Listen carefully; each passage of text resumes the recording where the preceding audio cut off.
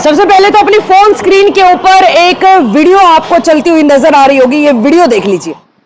लड़का मर गया, जिम्मेवारी मेरी लुगाई है, ठीक है। मेरे बालक मेरी तो आपकी दादी दादी तो रहने चाहिए, ठीक है। इसना मारा मैं, ठीक है। आपकी माँ द्वारा फोन करे या ठीक है, या वीडियो रोई, ठीक है। ऐसी लुगाई भाई किसी का, ठीक है।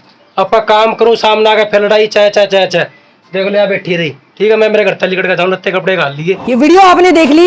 ये वीडियो जिस लड़के ने बनाई है वो लड़का अभी फिलहाल हमारे साथ है। वो व्हील चेयर के ऊपर आपको नजर आ रहा होगा, क्योंकि इस लड़के ने परेशान होकर के जहर खा लिया था। जी हाँ, सिविल हॉस्पिटल में एडमिट था, अभी हमारे सामने है। इनसे बात करने से पहले एक और वीडियो मैं आपको दिखाती हूँ, जिसमें कि एक पुलिस वाला इनकी धर्म पत्नी को लेकर के यहाँ पर आता है और उल्टा इन्हीं को धमका के जाता है। तब परिवार के लोगों ने उनकी वीडियो बनाई थी, अब वो वीडियो भी देख लीजिए।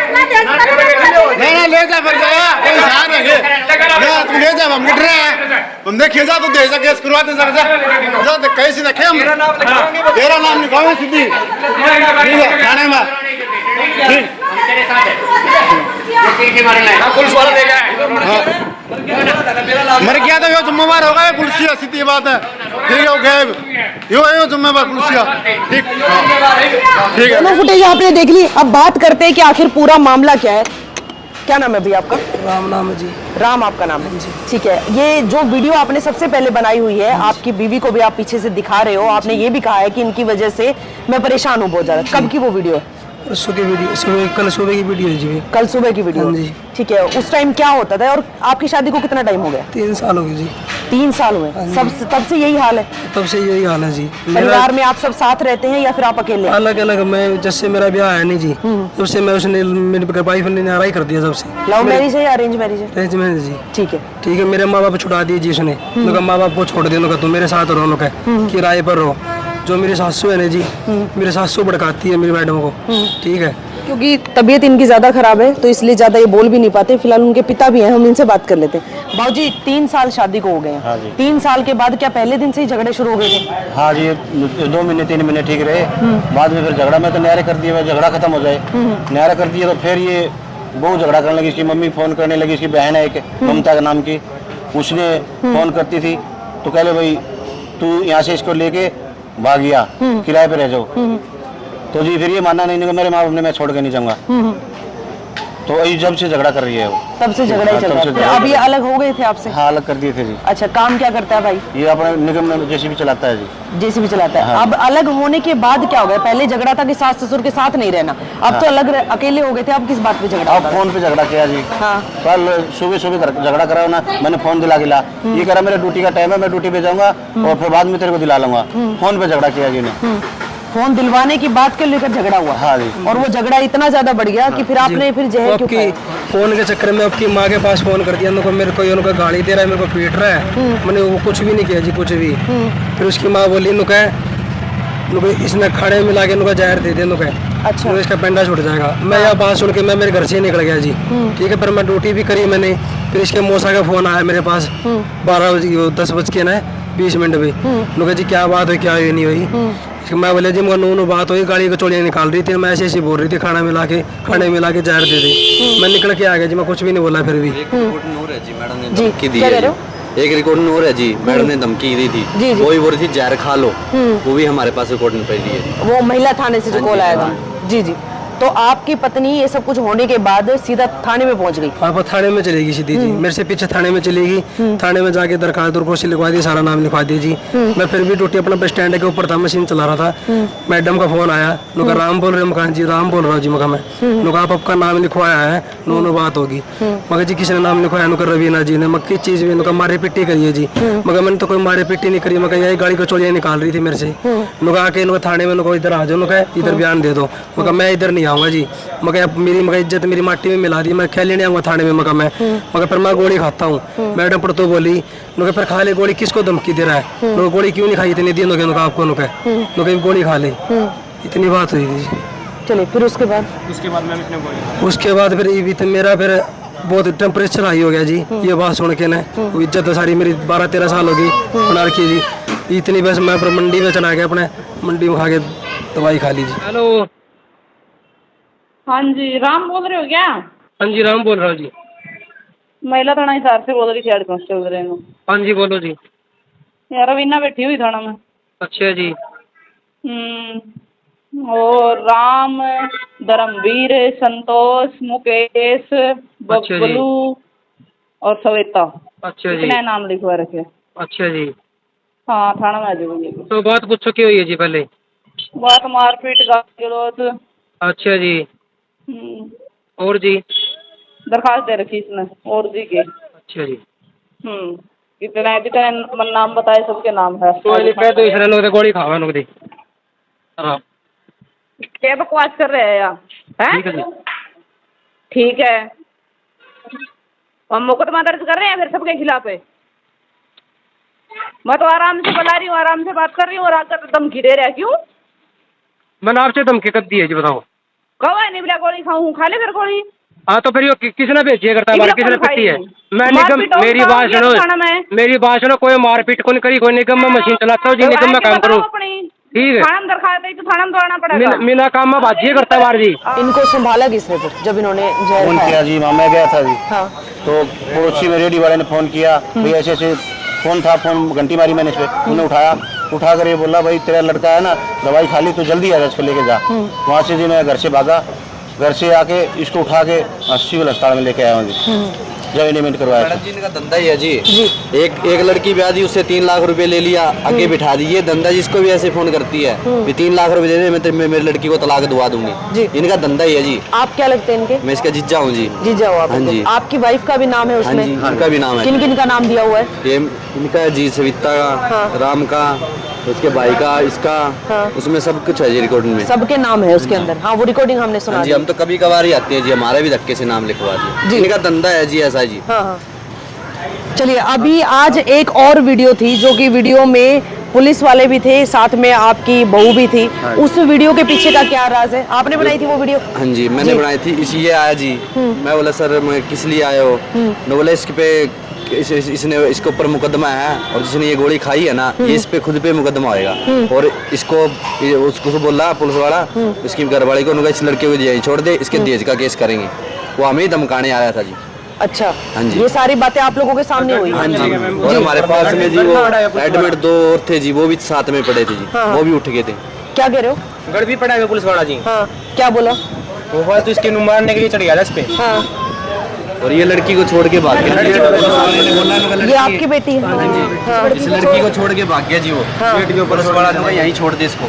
अच्छा, पुलिस वाले ने आपकी बीवी को बोला कि गुड़िया को यहीं छोड़ के चला जाओ। मेरी बीवी को बेड पे भगा के चलेगी, नो सीधी भगा के बेड पे चलेगी। मेरे पेट के ऊपर मेरा बोतल लगी थी नुक्की नो, हाथ पे भगा के चलेगी छोड़ के। आप इनके छोटे भाई हैं? हाँ। क्या कुछ हुआ था? होया तो जी कुछ नहीं है जी, इसकी माँ की हत्या सी हुई, सारी इसकी माँ ने कर रखा है, जो भी कर रखा है। हाँ। इसकी माँ जब फोन मिला हुआ है, उसकी बगाई में आके लड़ाई करवावे जी। इसकी माँ करा सारा की नहीं। तो आप लोगों ने कभी बात करने की कोशिश नहीं की हम उनसे? क्यों बात करें जी? कभी बुलाते हैं कभी आते नहीं। कई बारी हम तो राजीनामे वास्ते ले आए थे जी। हाँ। फिर हमें अच्छा, पहले भी वो घर से गई हुई है? 2 महीने में लेके आया सर, तो पहले उससे बैठी थी। कई बार पंचायत ले गया, पंचायत लेके जब इसको लेके आया था। अब 20 दिन ठीक रही है, फिर झगड़ा शुरू कर दिया। 12 नंबर पे फोन करके 12 नंबर 12 नंबर वाले आए, नु बोले क्या बात होगी? उनका मेरी सासू मारती है। पुलिस वाले बोले नु बोले तेरी सासू आप ही मरना हो रही है, तेरे कैसे मारती है? नु के तू आप नु का तू बचने वाली नहीं है, तू चल नु का तू तलाक ले लेगी? हाँ तलाक लूंगी। नु का जी भी बात पुलिस वाले बोले तलाक ले तो चल बैठ गड्डी में। नु के नु बोली नु का चल मैं तो ही तलाक लूंगी, मैं पैसे लूंगी 3 लाख रुपए लूंगी जब तलाक लूंगी। ऐसे बोल रही थी। आपसे कितनी दूर रहते हैं ये? एक ही आंगन है, एक इकट्ठे रहते हैं। वैसे अलग अलग खाना खुआना सब अलग बनता है? खाना अलग, कमरे अलग अलग दे रखे हैं। बड़े लड़के को अलग दे रखा, छोटी इसको अलग दे रखा। मैं अलग। तो क्या इनके डेली झगड़े होते रहते थे? डेली। कहने का मतलब ऐसे है कि इसके ये आपकी मम्मी के साथ ना बोले, किसू के साथ ना बोले। पीर में बसाना चाहते हैं जी, पीर में लेके जाना चाहते हैं। पीर में लेना चाहते हैं। हाँ, उधर इनको बोल रहे उधर ही रहे मेरे साथ में पीर में। हम पीर में जाने नहीं दे रहे इसको। ये बात धंधा ही है जी, ये काम का जी। तो अभी आप राम क्या चाहते हैं? मम्मी ने छोड़ दी तेरी। मैं मेरे माँ बाप को नहीं छोड़ूंगा जी। मैं मेरी वाइफ को छोड़ सकूँ, उनको छोड़ सकते हैं? उनको छोड़ दूंगा, तलाक दे दूंगा जी। मैंने लड़नी। तो अब जो उन्होंने आपके ऊपर केस करवाया है? किसने केस करा? जो आपकी वाइफ ने जो आपके खिलाफ कंप्लेन कर दी है। हाँ जी। तो अब उसमें आप किस तरह से अपने आप की पैरवी करेंगे? क्योंकि अब कहीं ना कहीं पुलिस भी देखिए उन्हीं के साथ हो गई है। तो अब आप कैसे अपने आप को बचाएंगे? मरना पड़ेगा फिर दोबारा, मैं दोबारा फिर गोली खाऊंगा जी, और कोई इलाज नहीं, दोबारा फिर मरूंगा जी। मने साहब नहीं मिला तो दोबारा फिर गोली खाऊंगा जी। फिर मैं साथ में हो जी, उसको भी रगड़वाई। जो भी साथ में है, जो भी है, मौसा है, जो भी है, बहन है, जो भी है परिवार में, सबको रगड़ूंगा मैं जी। ये भी नहीं छोड़ूंगा किसी को, मैं सबको रगड़ूंगा जी। बर्थडे से आप के ससुराल में कौन कौन आपकी वाइफ के साथ है जो ये सब कर रहे हैं? अम्मा जी, मेरी मैडम का मौसा है जी, ठीक है, उसकी मौसी है जी, उम्म की घरवाली, मेरी सासू है जी कलासो, ठीक है, मेरी साली है ममता, एक मेरा साला है सोनू, एक मेरा साडू है संजय जी। ये सब के सब इस तरह से प्रेशर बनाते हैं आप हाँ लोग? जी। चलिए, अब पुलिस आपकी तरफ से आया है कोई यहाँ पर पुलिस का आपकी? आए जी, आए, धमकी दिए मेरे को पुलिस वाले। मेरे सासू सारी इकट्ठी आ रही थी इधर पे जी, अभी आ रही थी, पुलिस वाला ही धमकी दे के गया मेरे को अभी। उनको तेरे को अभी बताता हूँ, उनको रुको, मैं देश का केस लिखाता हूँ तेरे ऊपर उनका। चलिए भी तो देख लीजिए, मामला जो है आपके संज्ञान में आ चुका है। वैसे आप रहने वाले कहाँ के हैं, किस एरिया के? छोटी सात रोड के जी सारे। छोटी सात रोड। हाँ जी।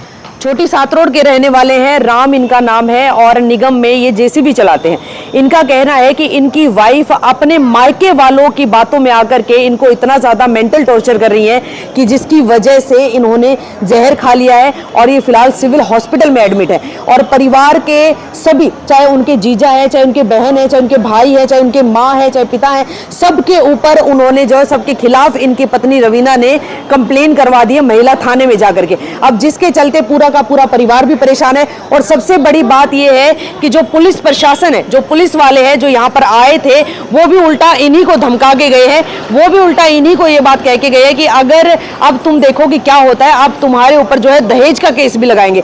यहाँ तक कि उस औरत ने अपने पति को छोड़िए, इस नन्ही सी जान के बारे में भी नहीं सोचा, इसको भी बेड पर पटक करके वो चली गई। जहां पर ये जो राम है वो सोए हुए थे, उसी जगह पर आकर के वो इसको चली गई। पत्नी तो वो नहीं बन पाई, वो एक अच्छी माँ भी नहीं बन पाई कि वो अपनी बेटी के भी साथ नहीं रहना चाहती, वो इसको भी छोड़ करके और सीधा सीधा जो है तलाक लेने का उन्होंने जो है अल्टीमेटम दे दिया कि मैं तलाक लूंगी और 3 लाख रुपए इस परिवार से, इस राम से, इस परिवार के लोगों से लेकर के जाऊंगी। और पहले की भी अगर बात करें तो पहले भी पीछे परिवार के लोगों का कहना है कि पहले भी वो इस तरह के काम कर चुके, पहले बेटी का भी इसी तरह से 3 लाख रुपए लेकर के वहां से भी उसको छुड़वा दिया था। इस तरह की बातें जो है परिवार के द्वारा कही जा रही है। अब राम, आपको हो सकता है कि कोई बड़ा पुलिस का अधिकारी देख रहा हो, कोई बड़े आला अधिकारी देख रहे हो, क्या कहना चाहोगे? मैं ये चाहता हूँ, मैंने शाम चाहिए जी, मेरे को बस पेंडा छुटवाना है जी, मेरे को बस इसे। इन्हें मेरी जिंदगी खराब कर दी, पूरी जिंदगी खराब कर दी जी बस। मैं इससे पेंडा छुड़ाना चाहता हूँ, हाथ जोड़ के विनती है बस जी। लड़के ने मैम उम्र क्या कहाँ से जाएंगे जी? लड़के ने माँ का लड़का कहाँ से आएगा मैम? मरवा दे और मरवा दे तो फिर क्या करेंगे? कौन सा वो देगा?